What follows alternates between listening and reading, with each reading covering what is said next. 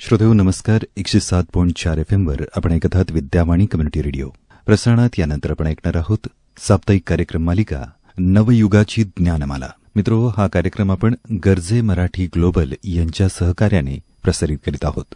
या कार्यक्रमातून आपण विविध क्षेत्रांमध्ये उत्तुंग कामगिरी करणाऱ्या मराठी व्यक्तिमत्वांविषयी आणि त्यांच्या कार्याविषयी माहिती करून घेत असतो. आज या कार्यक्रमात आपण अशाच एका व्यक्तिमत्वाला भेटणार आहोत. स्वयं टॉक्सचे सहसंस्थापक नवीन काळे यांना आज आपण भेटणार आहोत आणि त्यांच्याकडून स्वयं टॉक्सच्या प्रवासाविषयी जाणून घेणार आहोत. त्यांच्याशी संवाद साधला आहे श्रीदत्तने. ऐकूयात या मुलाखतीचा भाग पहिला, नवयुगाची ज्ञानमाला या कार्यक्रमांतर्गत.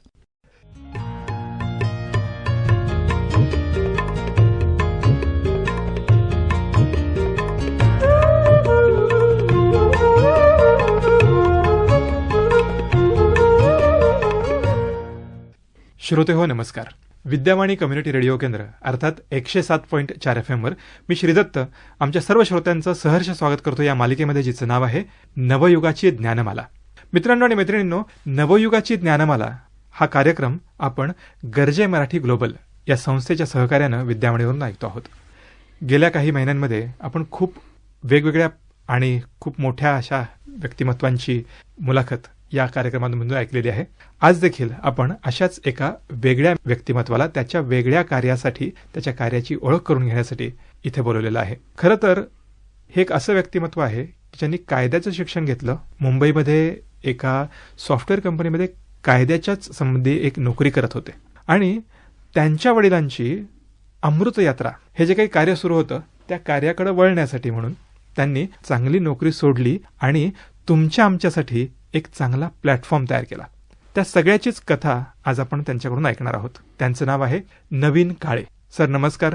नमस्कार सर. आणि खूप खूप स्वागत आहे या कार्यक्रमामध्ये. धन्यवाद. धन्यवाद.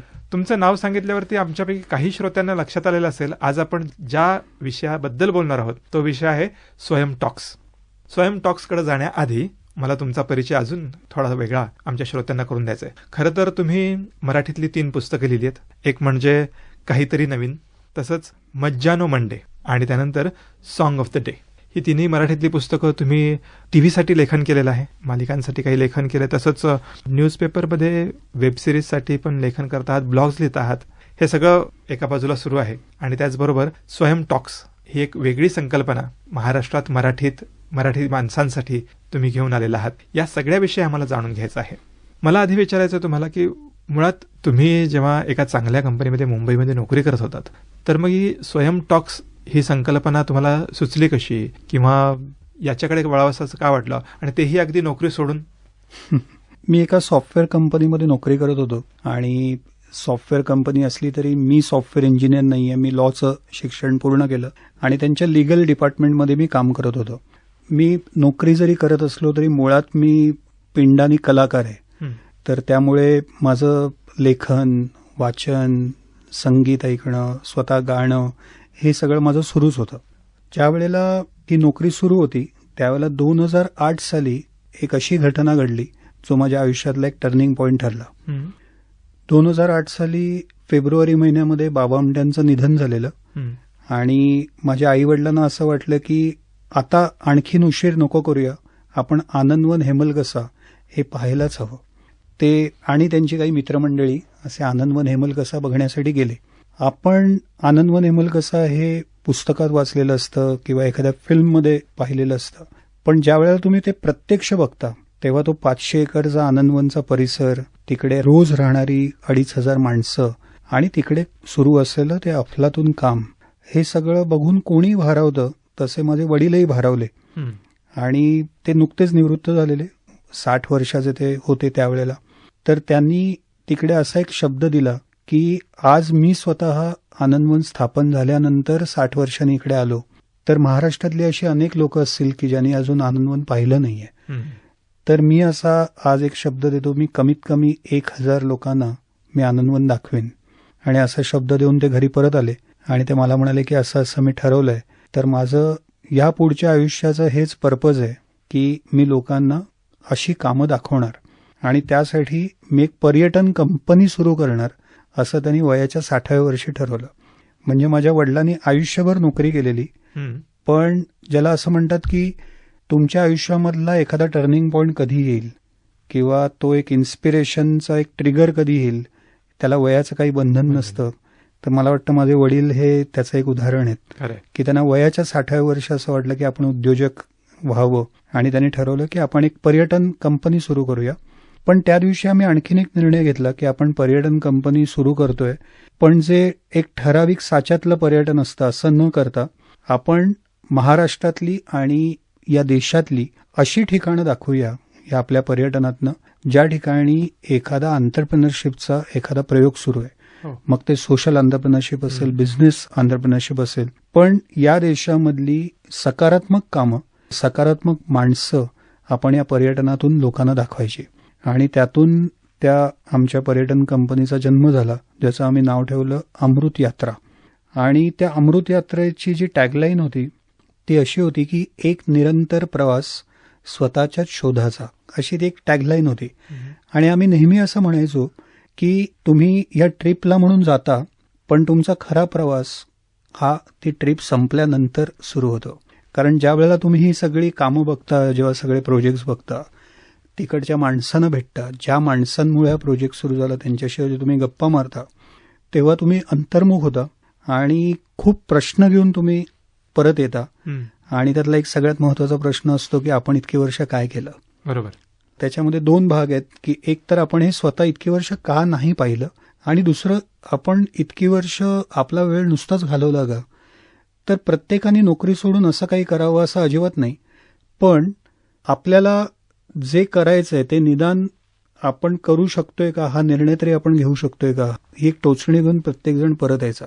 आणि ही सगळी जी प्रोसेस आहे ही मी खूप लांबून बघत होतो. मी नोकरी माझी सुरू होती, पण मला हे सगळं खुणावत होतं आणि मला असं वाटलं की हाच माझा कोर आहे, असं मला ते वाटायला लागलं. एक जॅपनीज संकल्पना आहे, त्याचं नाव इकिगाय असं त्याचं एक नाव आहे. आणि त्याच्यामध्ये ती 4 सर्कल्स असतात. त्यातलं एक सर्कल असतं की मुळामध्ये तुम्हाला काय आवडतंय, दुसरं असतं की जे तुम्हाला आवडतंय ते तुम्हाला करता येत आहे का, तिसरं असतं की जे तुम्हाला वाटतंय की हे तुम्हाला आवडतंय त्याची जगाला गरज आहे का, आणि चौथं असतं की ह्यातनं तुम्हाला 4 पैसे मिळतात का. ही 4 सर्कल्स जिकडे एकत्र होतात त्याला इकिगाय म्हणतात, की जो तुमच्या आयुष्याचा पर्पज असतो, ज्याच्यासाठी तुम्हाला रोज सकाळी उठावं असं वाटतं.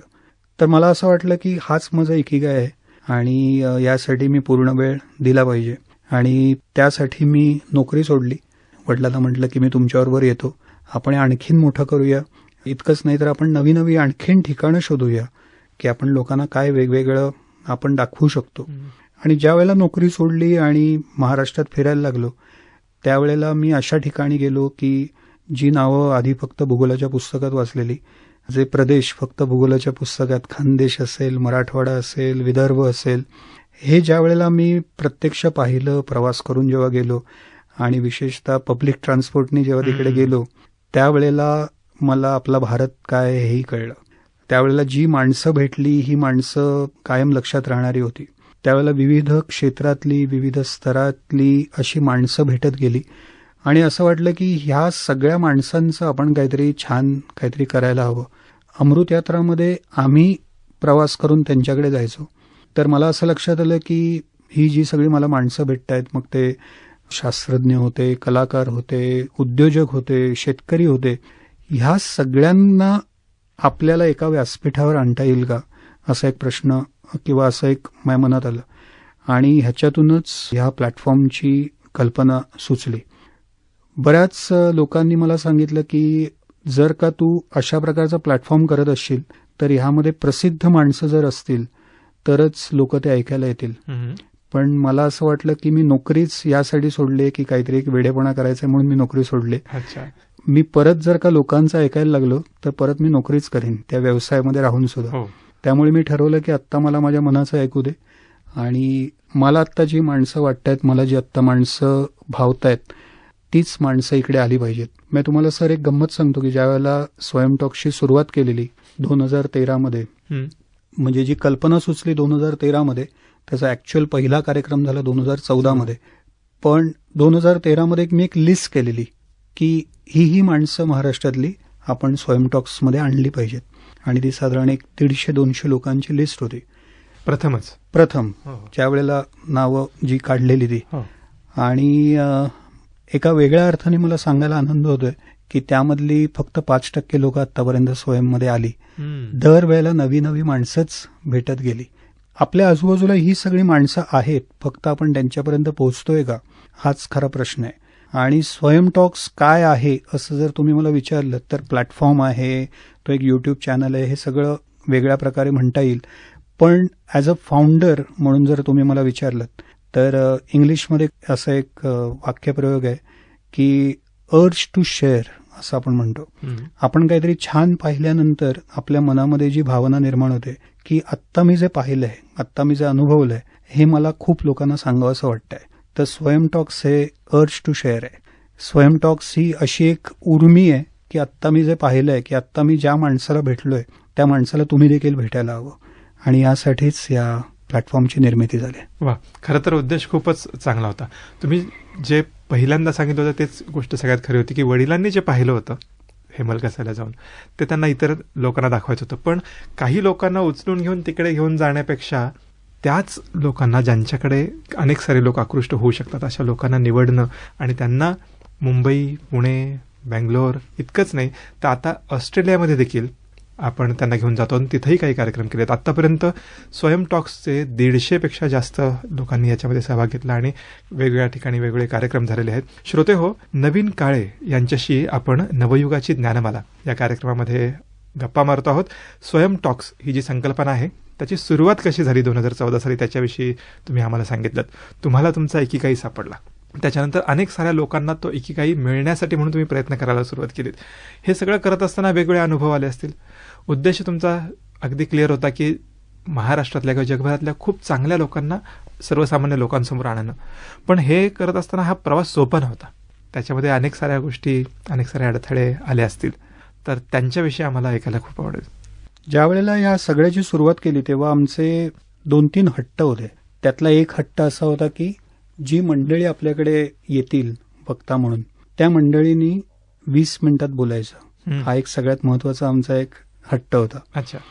तर खूप लोकांनी मला सांगितलं की हे अशक्य आहे, विशेषतः आपण मराठी आहोत, विशेषतः आपण भारतीय आहोत, की आपल्याला एक साधा असा जर कोणी प्रश्न विचारला की चहा हवाय का, तर आपण कधीच हो किंवा नाही उत्तर देत नाही. आपण त्याच्या भोवती आजूबाजूला इतक्या गोष्टी सांगतो की हो की नाही हे बाजूलाच पडतं.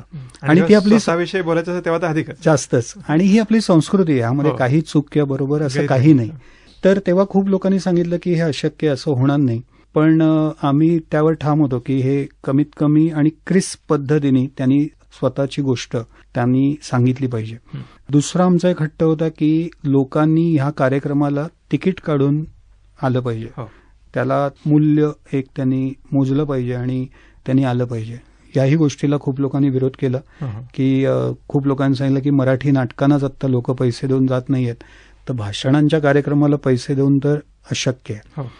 तर त्यामुळे ह्या हट्टांमुळे जेव्हा मी ही संकल्पना घेऊन खूप लोकांकडे जात होतो की आपण असं काहीतरी सुरू करूया, त्यावेळेला सगळ्यांनी सांगितलं की असा वेडेपणा करू नकोस, हे मराठीत अजिबात चालणार नाही.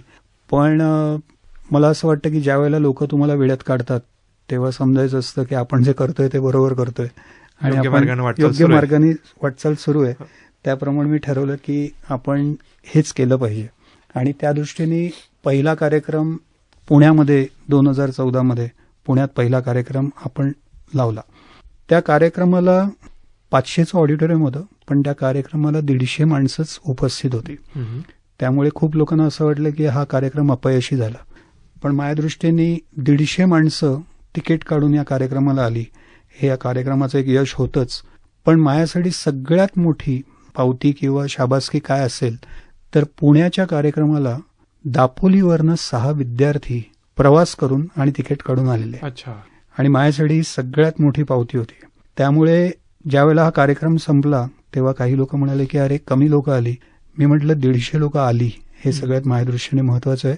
इतकंच नाही, ती सकाळी 10 ते 6 8 तास या कार्यक्रमाला बसली, हे देखील या कार्यक्रमाचं यश आहे. त्यामुळे सुरुवातीला ज्या काही अडचणी आल्या त्यांनी खचून न जाता आम्ही ते काम करत राहिलो. आम्हाला ज्या स्टँडर्डनी ते काम हवं होतं याच स्टँडर्डनी आम्ही ते काम सातत्याने करत राहिलो. इतकंच नाही तर एक आमच्या सगळ्या टीममध्ये एक खूप चांगला एक गुण आहे आणि तो म्हणजे आम्हाला स्वतःच्याच कामाचा कंटाळा येतो. त्यामुळे आम्ही ते आणखीन चांगलं कसं होईल यासाठी सतत आम्ही प्रयत्नशील असतो आणि स्वतःचेच प्रयत्न किंवा स्वतःनीच केलेले प्रयोग ते पूर्णपणे रद्द करून पुढच्या वेळेला नव्या एका प्रयोगानिशी ते यायचं हे आम्ही करत आलोय. त्यामुळे कितीही सुरुवातीला अडचणी आल्या तरी सुद्धा आम्ही ते काम करत राहिलो. आणि म्हणूनच आम्हाला खूप चांगल्या चांगल्या व्यक्तिमत्वांच्या मुलाखती ऐकता आल्या, त्यांच्यासोबत बोलता आलं. त्यांना फक्त स्टेजवरतीच नाही तर आता यूट्यूब चॅनलवरती किंवा आपल्या वेबसाईटवरती देखील अनेक सारे रेकॉर्ड केलेले टॉक्स तिकडे आहेत आणि ते आम्हाला पाहता येत आहेत. श्रोते हो, नवयुगाची ज्ञानमाला या कार्यक्रममालिकेमध्ये स्वयं टॉक्स याविषयी आपल्याला सांगताहेत नवीन काळे. सर, मला एक विचारायचं होतं की आता इतके सारे वेगळे व्यक्तिमत्व आली. मी जेव्हा जेव्हा पाहिलं तेव्हा नवीन व्यक्तिमत्व होतं आणि मला त्यांच्याविषयी खूपच कमी माहिती होती किंवा माहितीच नव्हती. पण जेव्हा तो पहिला शो यूट्यूबवरती असेल किंवा लाईव्ह, तेव्हा काहीतरी एक वेगळी ऊर्जा, वेगळं एलिमेंट मला मिळालेलं असायचं. मग तुम्ही जेव्हा अशा व्यक्तींची निवड करता तेव्हा काय निकष असतात किंवा यांची निवड कशी केली जाते, तसंच त्यांचं कार्य लोकांपर्यंत पोहोचवण्यासाठी आणखीन कुठले कुठले मार्ग, आपण निरगुडकर सरांसोबत इंटरव्ह्यू पण करतो, या गोष्टी कशा कार्यक्रमात इन्क्लूड केल्या जातात? ज्या वेळेला स्वयंटॉकची सुरुवात झाली तेव्हा मी डॉक्टर उदय निरगुडकरांना भेटलो आणि सुदैवाने मी त्यांना आधीपासून ओळखत होतो. ज्या वेळेला त्यांना ही कल्पना सांगितली की अशा प्रकारचं काहीतरी मराठीमध्ये करायचं आहे, त्यावेळेला त्यांनी अक्षरशः खुर्चीत बसल्या जागी उडी मारलेली आणि ते म्हणाले की मी आहे तुझ्याबरोबर आणि तू जर का हा कार्यक्रम जर का एका वेगळ्या स्तरावर आणि वेगळ्या स्टँडर्डनी करणार असेल तर मी कायम तुझ्याबरोबर असेन. आणि त्या दिवसापासून ते आज तागायत डॉक्टर उदय निरगुडकर स्वयंटॉक्स बरोबर आहेत. इतकंच नाही तर ते एक महत्वाचा भाग आहेत या स्वयंटॉक्सचा. तर एक पहिला जो तुमचा प्रश्न होता की ह्या सगळ्या लोकांची तुम्ही निवड कशी करता, तर आता 13 वर्षामध्ये एक स्वयंचं एक छान एक नेटवर्क तयार झालंय, ज्याच्यामुळे ज्या वेळेला एखादी व्यक्ती एक वेगळं काम करणाऱ्या माणसाला पाहते त्यावेळेला पहिला फोन हा स्वयंटॉक्सला येतो की ह्या व्यक्तीचा तुम्ही विचार केला पाहिजे. मी बऱ्याचदा आपल्या व्हॉट्सअपवर किंवा सोशल मीडियावर एक क्लिप अनेकदा अशी व्हायरल होत असते की तो त्या क्लिपचा दिवस असतो. तर बऱ्याचदा मला एकाच दिवशी 10 किंवा 15 लोकांकडनं मेसेज येतो की ह्या व्यक्तीचा तुम्ही विचार केला पाहिजे. त्यामुळे एक नेटवर्क झालाय हा एक भाग आहे ज्यांच्याकडनं आम्हाला सतत हे इनपुट्स येत असतात. दुसरं म्हणजे स्वयंची एक स्वतःची एक रिसर्चची टीम आहे जी सतत असं कोण वेगवेगळं काम करताय याचा शोध घेत असते. त्यामुळे मग ते रोजचं पेपर वाचणं असो, रोजचं इंटरनेटवर एक मुसाफिरी असेल, पण जेणेकरून आपल्या आजूबाजूला कोण वेगवेगळं करताय हे लगेच कळतं. तिसरं असं की तुमच्या कामाचं स्वरूपच असं आहे की माणसं शोधणं आणि वेगळी माणसं हुडकणं हे जेव्हा तुमचा कामाचा भाग बनतं त्यावेळेला अनेक लोक आम्हाला असं विचारतात ही माणसं तुम्हालाच कशी सापडतात. तर ऍक्च्युअली त्याचं असं उत्तर आहे की ही माणसं तुमच्या आजूबाजूला पण असतात, पण आमच्या कामाचाच भाग असा आहे की आम्हाला ते योग्य प्रकारे ते आमच्या समोर येतात. तुम्ही पुढे जाता, आम्ही फक्त तिकडे घुटमळतो जास्त. तर इतकाचा छोटासा फरक आहे. तर त्यामुळे वेगवेगळ्या नेटवर्कमधून वेगवेगळ्या फनेल्समधनं आमच्यापर्यंत ही माणसं पोहोचतात. त्याचा निकष हा असतो की एकतर त्या व्यक्तीचं जे काम आहे ते काम युनिक असावं, हे सगळ्यात महत्वाचं.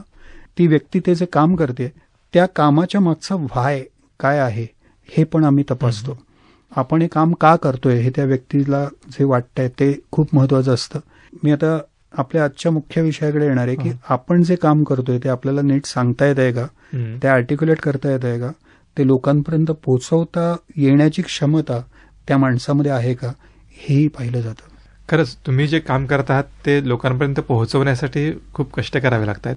तुम्ही, मला कळालं की मुंबईमध्ये, पुण्यामध्ये, बेंगलोरमध्ये कार्यक्रम करणं हे तर होतच, पण मग ऑस्ट्रेलियामध्ये जाणं आणि त्याचा काय उद्देश होता, ते कसं काय झालं?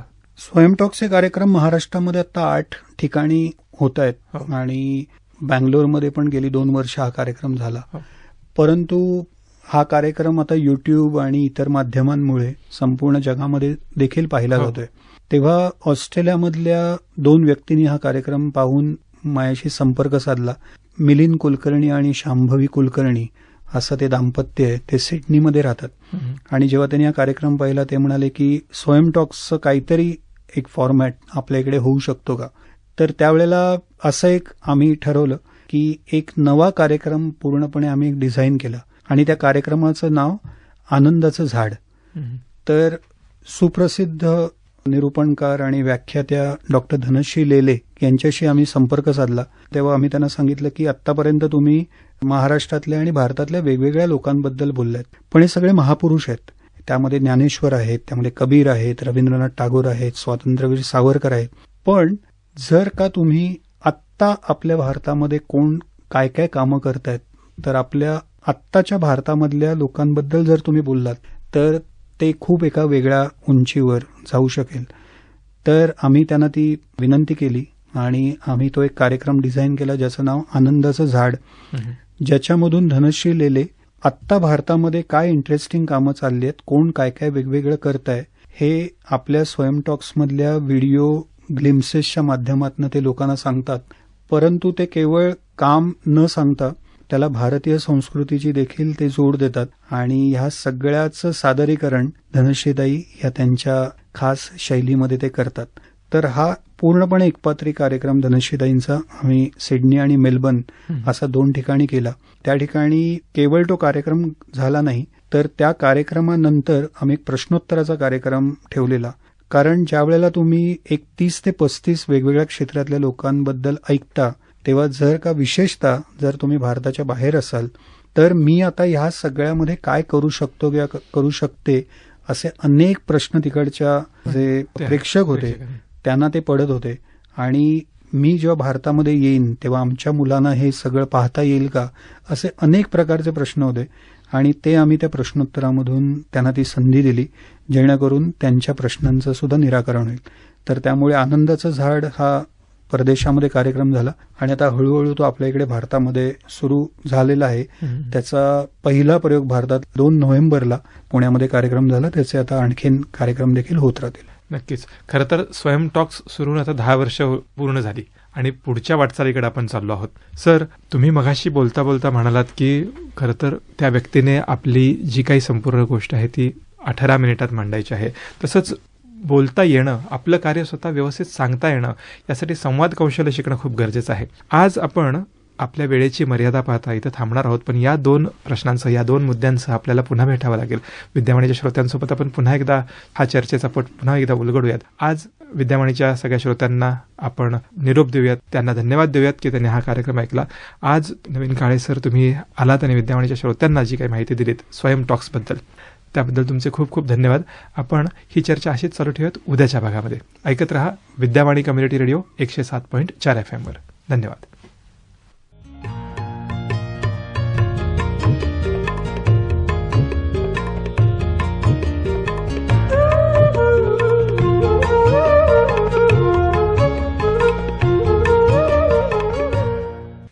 मित्रो, आताच आपण नवयुगाची ज्ञानमाला या कार्यक्रमांतर्गत स्वयं टॉक्सच्या निर्मितीविषयी जाणून घेतलं सहसंस्थापक नवीन काळे यांच्याकडून. त्यांच्याशी संवाद साधला होता श्री दत्तने. नवयुगाची ज्ञानमाला हा कार्यक्रम आपण गरजे मराठी ग्लोबल यांच्या सहकार्याने प्रसारित करीत आहोत. मित्रो, या कार्यक्रमाविषयी आपल्या प्रतिक्रिया आपण आम्हाला 744-722-1074 अर्थातच 7447221074 या क्रमांकावर अथवा विद्यावाणी FM@gmail.com या मेल आयडीवर कळू शकता. ऐकत रहा विद्यावाणी 107.4 FM, आपला आवाज आपला रेडिओ. तुम्ही ऐकत आहात विद्यावाणी 107.4 FM वर. मित्रो, प्रसारणात यानंतर आपण ऐकणार आहोत कार्यक्रम नवयुगाची ज्ञानमाला. हा कार्यक्रम आपण गरजे मराठी ग्लोबल यांच्या सहकार्याने प्रसारित करीत आहोत. मित्रो, या कार्यक्रमात संवाद कौशल्य याविषयी जाणून घेणार आहोत स्वयं टॉक्सचे सहसंस्थापक नवीन काळे यांच्याकडून. या विषयावर संवाद साधला आहे श्री दत्तने. ऐकूयात कार्यक्रम नवयुगाची ज्ञानमाला.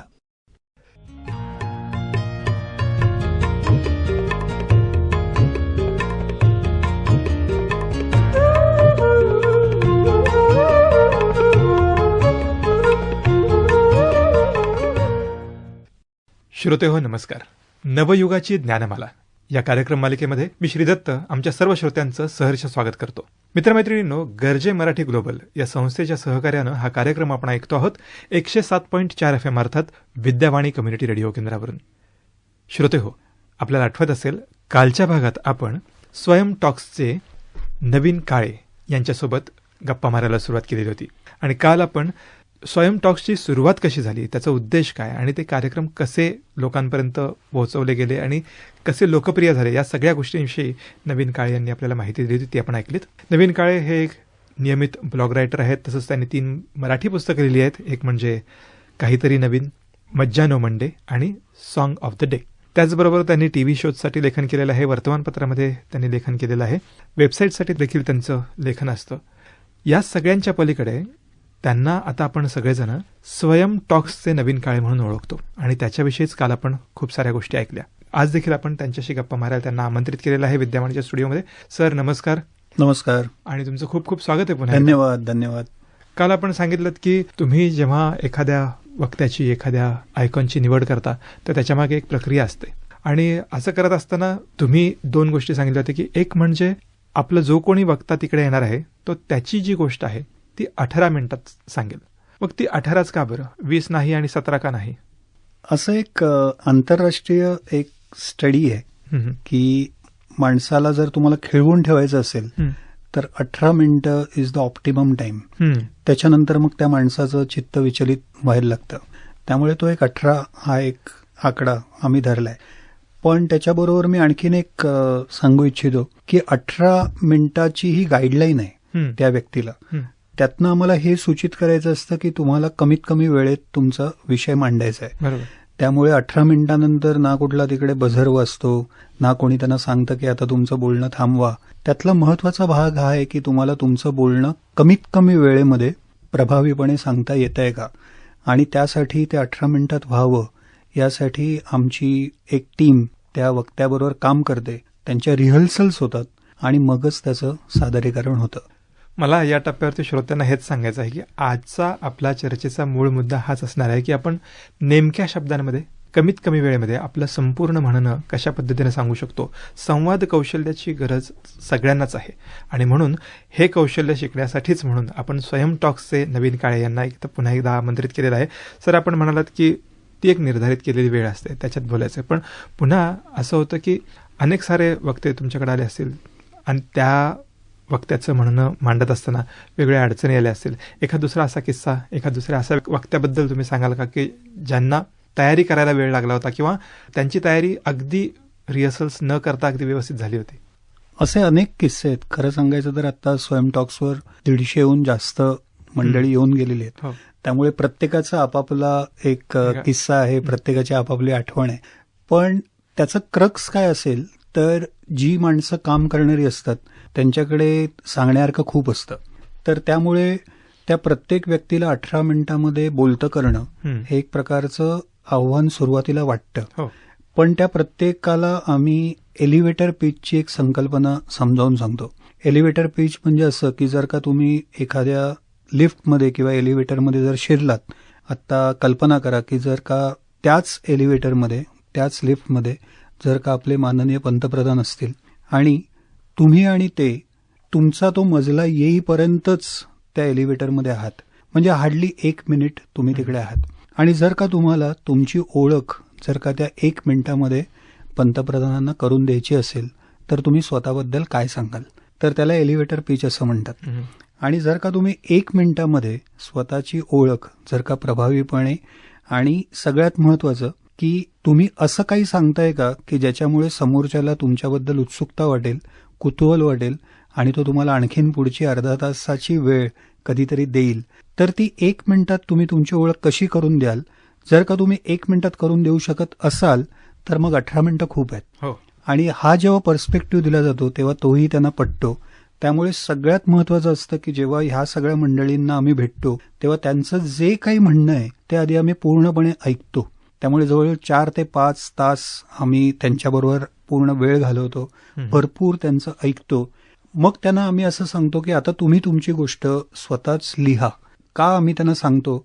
कारण आपण जेव्हा बोलत असतो त्यावेळेला आपल्याकडे तो ठहराव नसतो, आपल्याकडे ती संधी नसते की आपण आता जरा थांबून विचार करूया. लिहिताना तुमच्याकडे ती एक संधी असते की तुम्ही थांबून स्वतःबद्दल विचार करू शकता.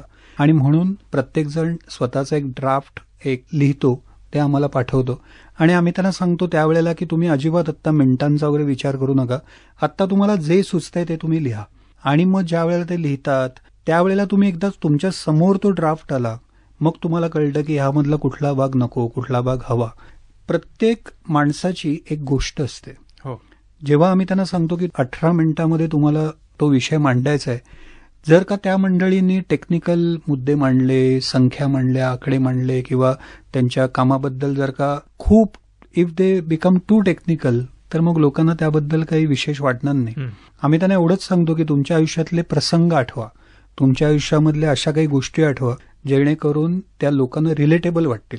मी तुम्हाला एक उदाहरण सांगतो की मी माझी गोष्ट अशी सांगू शकतो की नमस्कार, मी नवीन काळे, स्वयं टॉक्स नावाचा एक प्लॅटफॉर्म आहे, त्याचा मी एक संस्थापक आहे. मी माझी ओळख अशी करून देऊ शकतो. किंवा मी असंही सांगू शकतो की 2008 एप्रिलचा महिना होता, माझे आई वडील आनंदवन हेमलकसा बघायला गेलेले. आता मी पुढे काय सांगतोय ही उत्सुकता तुमच्या मनात आता निर्माण झाली असेल, कारण मी आता गोष्ट सांगतोय. हो. तर एक्झॅक्टली त्यांचं काम समजून घेऊन आमची टीम त्याची एक त्यांना गोष्ट करून देण्यासाठी मदत करते.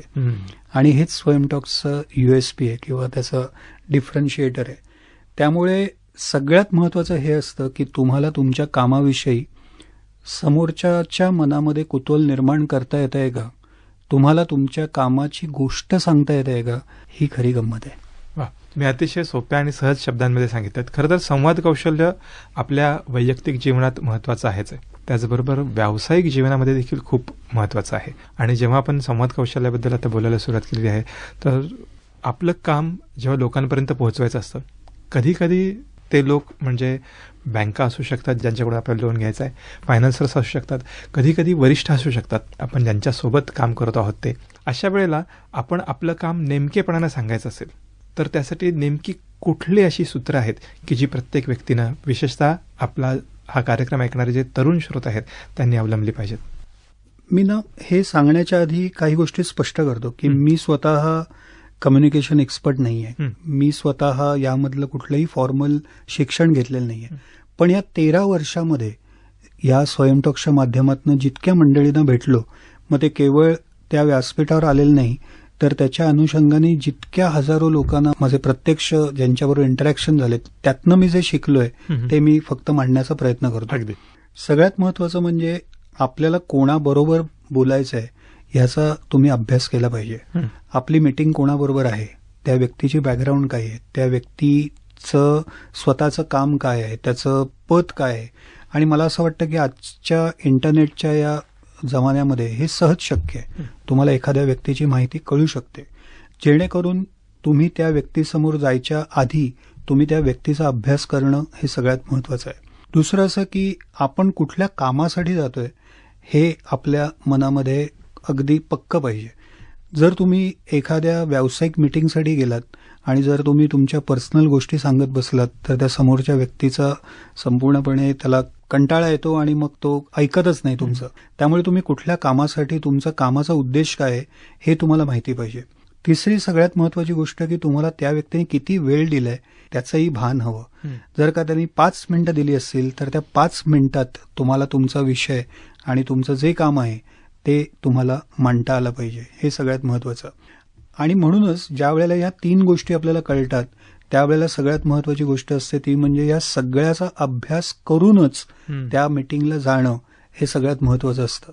ज्यावेळेला तुम्हाला ती व्यक्ती कोण, आपल्या कामाचं उद्दिष्ट काय आहे आणि आपल्याकडे किती वेळ आहे, या 3 गोष्टी जेव्हा कळतात आणि जेव्हा तुम्ही त्याचा अभ्यास करता त्यावेळेला तुम्हाला लक्षात येतं की आपण जे जे मांडतोय ते त्या 5 मिनिटाच्या किंवा दिलेल्या वेळेच्या जास्त होत असेल तर मग नेमका कुठला भाग आपल्याला त्या व्यक्तीसमोर मांडायचा आहे हे सगळ्यात महत्वाचं असतं.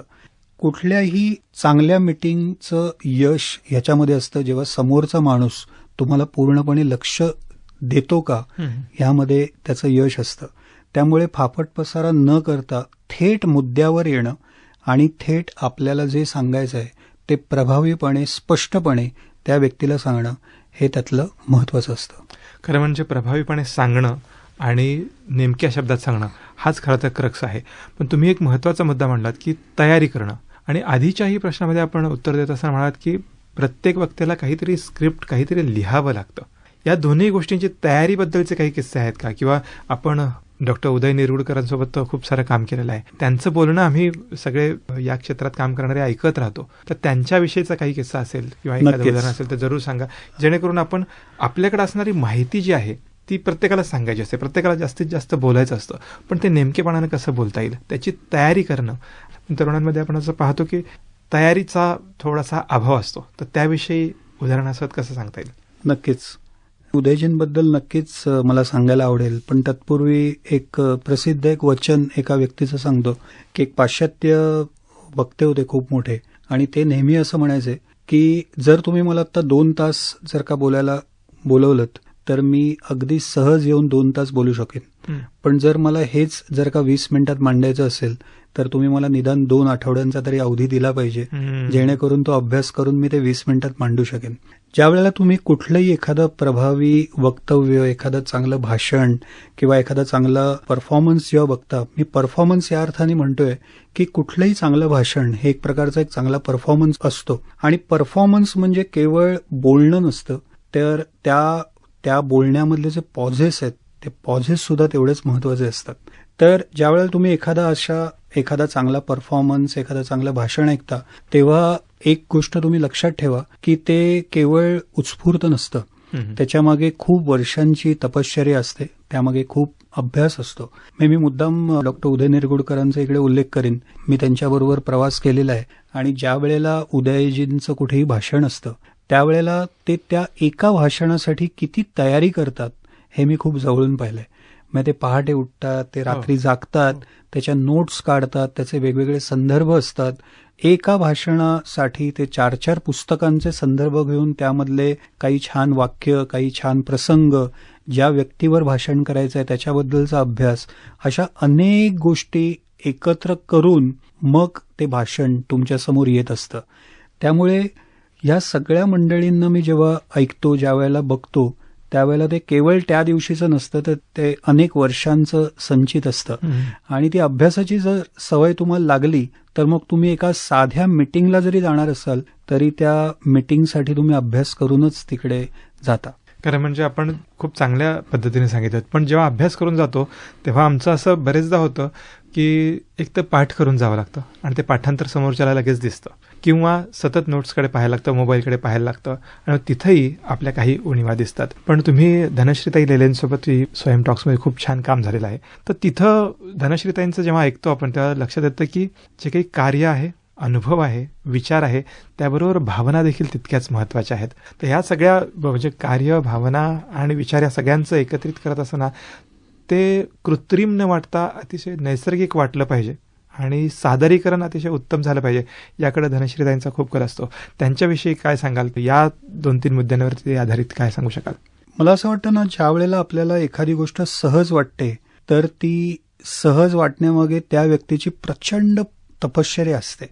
म्हणजे आपण असं अनेकदा म्हणतो की काय तो सहज गातो ना, ते सहज गाणं जरी आपल्याला समोर वाटतं त्याच्यामागे हजारो तास गेलेले असतात त्या रियाजामध्ये.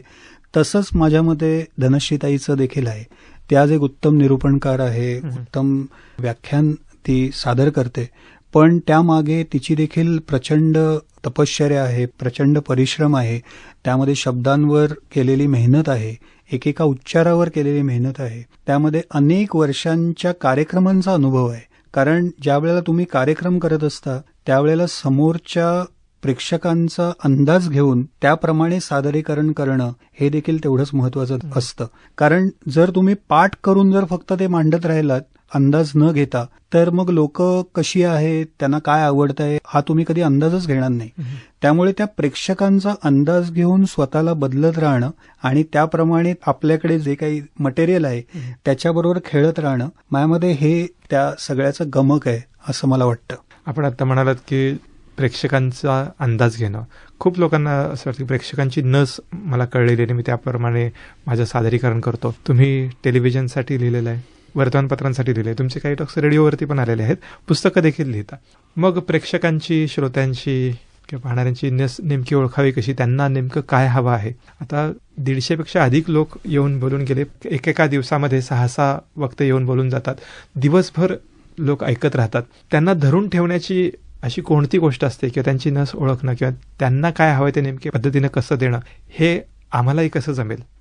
मला वाटतं ना, कुठल्याही गोष्टीमध्ये ना काही ठराविक पॉइंट्स असतात आणि त्याच्यावर खूप अभ्यास झालेला आहे. तुम्ही कुठलीही जगातली एक गोष्ट घ्या, त्यामध्ये 3 गोष्टी असतात.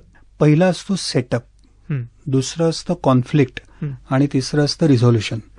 तुम्ही कुठलाही सिनेमा घ्या, त्यामध्ये सुरुवातीला आधी ती पात्र एस्टॅब्लिश केली जातात. त्यानंतर त्यांच्या आयुष्यामध्ये अशी एक गोष्ट येते जेणेकरून तुम्हाला उत्सुकता वाटेल की आता हे लोक काय करणार.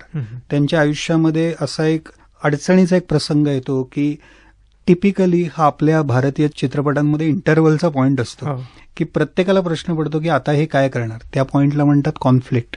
आणि ज्यावेळेला हे सुटतं सगळं आणि सगळं काही छान होतं त्याला रिझोल्युशन असं म्हणतात. तर त्या तुमच्या गोष्टीमध्ये हे 3 टप्पे तुम्ही कसे आणताय याला खूप महत्व असतं. ज्यावेळेला एखादा प्रेक्षक एखादी गोष्ट ऐकत असतो त्यावेळेला त्यामध्ये त्याच्या त्या ऐकण्यामध्ये हे सेटअप, कॉन्फ्लिक्ट आणि रिझोल्युशन हे 3 पॉइंट येत आहेत का हे सगळ्यात महत्वाचं. आणि सगळ्यात महत्वाचं ते म्हणजे तुमची गोष्ट त्याला रिलेटेबल वाटेल यासाठी तुम्ही ती कशी सांगताय. जर का तुम्ही समजा अणुशास्त्रज्ञ आहात आणि जर का तुम्ही एखाद्या अशा ऑडियन्स समोर बोलताय की जे नॉन सायन्स बॅकग्राऊंडची सगळी लोक आहेत, तर तुम्ही जर का तुमच्या सायन्समधल्या जर का टर्म्स वापरत राहिलात तर कोणाला काहीच कळणार नाही. पण त्यांना रोजच्या आयुष्यातल्या टर्म्स, रोजच्या आयुष्यातले अनुभव जर का तुम्ही सांगितलेत, मग ते त्यांच्या स्वयंपाकघरातले असतील, त्यांच्या रोजच्या खेळण्यातले असतील, त्यांच्या ऑफिसमधले असतील, तर मग माणसाला इंटरेस्ट वाटायला लागतो की हा आता काहीतरी माझ्या जगातलं काहीतरी बोलतोय.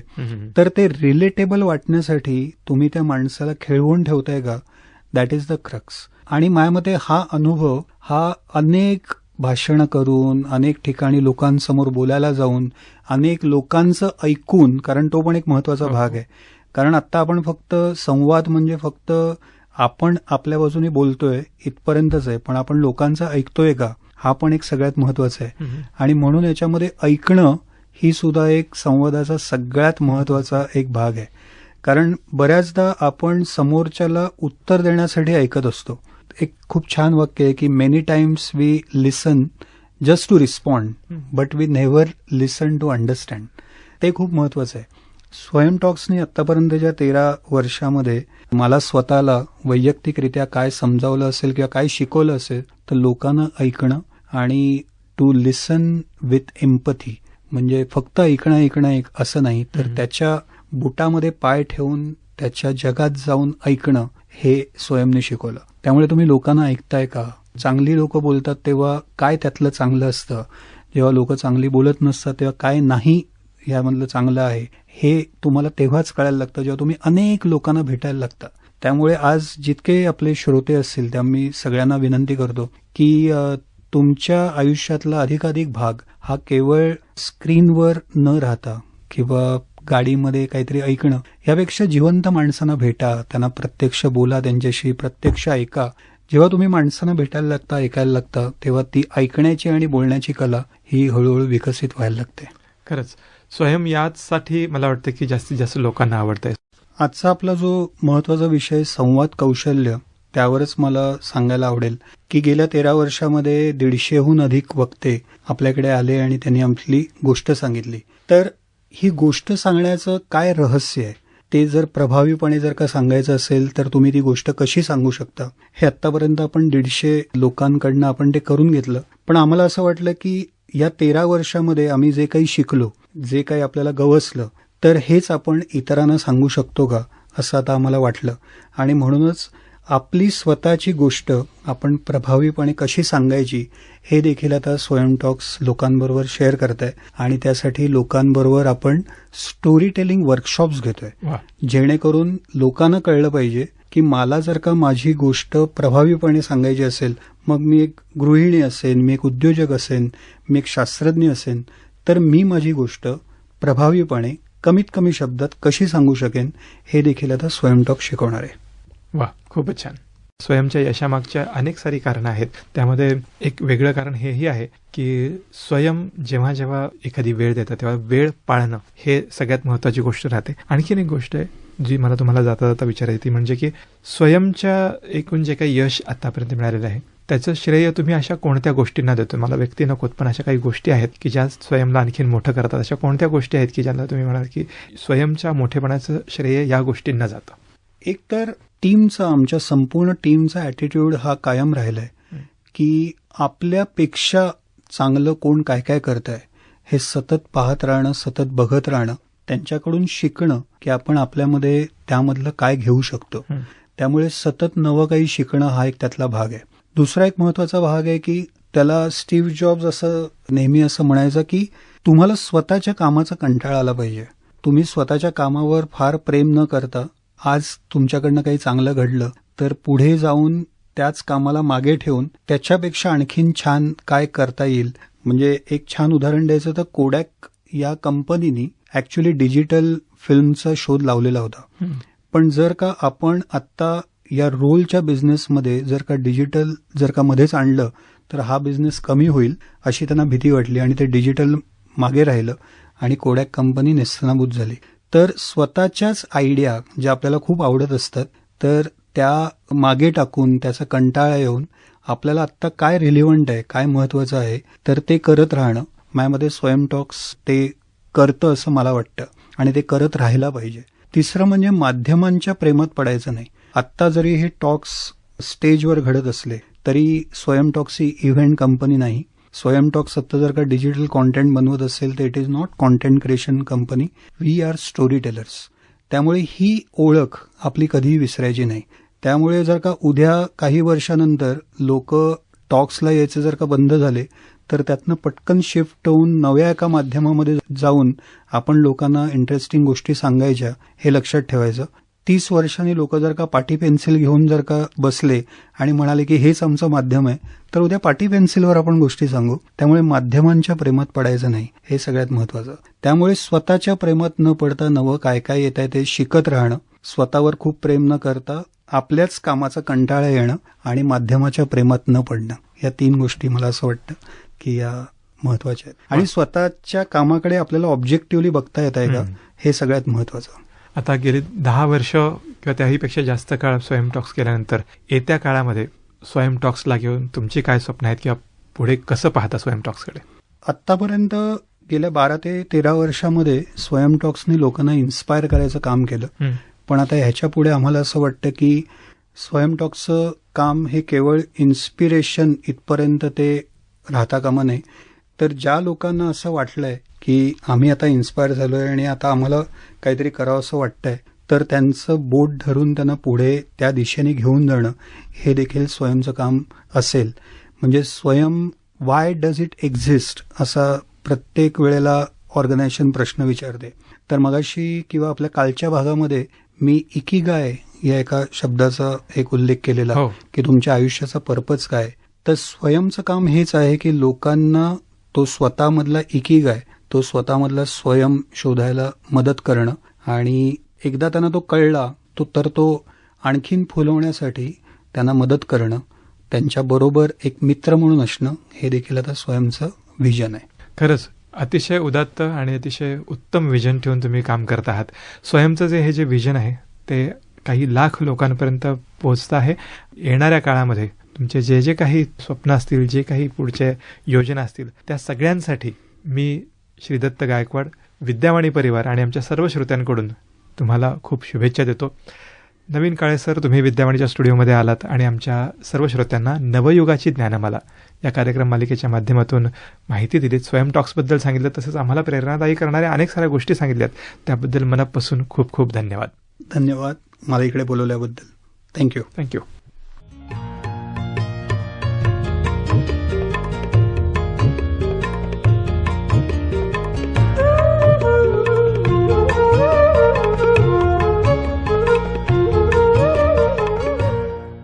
मित्रो, आताच आपण नवयुगाची ज्ञानमाला या कार्यक्रमांतर्गत संवाद कौशल्य याविषयी जाणून घेतलं स्वयं टॉक्सचे सहसंस्थापक नवीन काळे यांच्याकडून. त्यांच्याशी संवाद साधला होता श्री दत्तने. नवयुगाची ज्ञानमाला हा कार्यक्रम गरजे मराठी ग्लोबल यांच्या सहकार्याने आपण विद्यावाणीवरून ऐकलात. मित्रो, या कार्यक्रमाचं पुनःप्रसारण आपण सोमवारी आणि मंगळवारी दुपारी 4 वाजता ऐकू शकता. त्याचबरोबर या कार्यक्रमाविषयी आपल्या प्रतिक्रिया आपण आम्हाला 744-722-1074 अर्थातच 7447221074 या क्रमांकावर अथवा vidyawani@gmail.com या मेल आयडीवर कळू शकता. ऐकत रहा विद्यावाणी 107.4 FM, आपला आवाज आपला रेडिओ.